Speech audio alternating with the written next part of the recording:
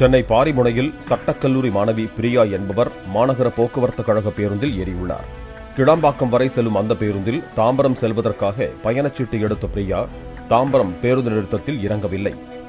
அடுத்த பேருந்து நிறுத்தத்தில் இறங்க காத்திருக்கும் போது நடத்துனர் மணி, நீங்கள் இறங்க வேண்டிய இடத்தை தாண்டி வந்துவிட்டதால் தாம்பரத்தில் இருந்து பயணத்திற்காக 15 ரூபாய்க்கு டிக்கெட் எடுக்கச் சொல்லி கேட்டிருக்கிறார். மாணவி பிரியா டிக்கெட் எடுக்க முடியாது என்று மறுத்து வாக்குவாதத்தில் ஈடுபட்டுள்ளார். தாம்பரத்தில் இறக்கிவிடாமல் இதுவரை அழைத்து வந்தது உன்னுடைய தவறு என கூறி நடத்துனரிடம் அந்த பெண் கடும் வாக்குவாதத்தில் ஈடுபட்டதால் பரபரப்பு ஏற்பட்டது.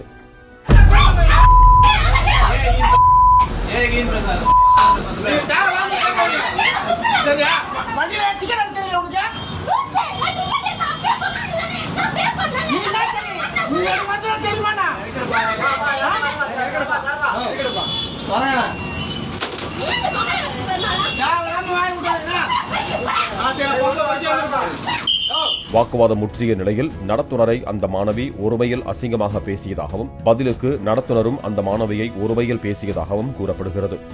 ஒரு கட்டத்தில் அந்த பெண் நான் யார் தெரியுமா, வழக்கறிஞர் என சொல்லிக்கொண்டு நடத்துனர் மணியை கன்னத்தில் பளார் பளார் என 2 அடி அடித்ததாக கூறப்படுகிறது.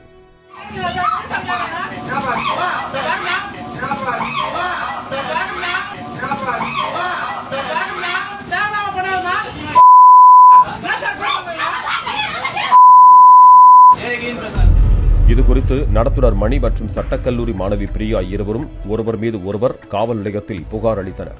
இரு தரப்பினர் புகாரையும் ஏற்றுக்கொண்ட கிளாம்பாக்கம் போலீசார் இரு தரப்பினர் மீதும் வழக்கு பதிவு செய்து விசாரணை மேற்கொண்டு வருகிறார்கள்.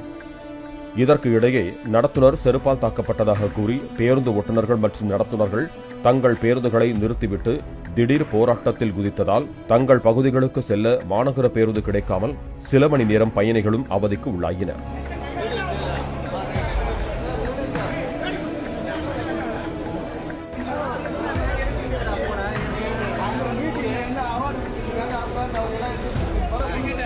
பாலிமர் செய்திகளுக்காக தாம்பரம் செய்தியாளர் வசந்தன்.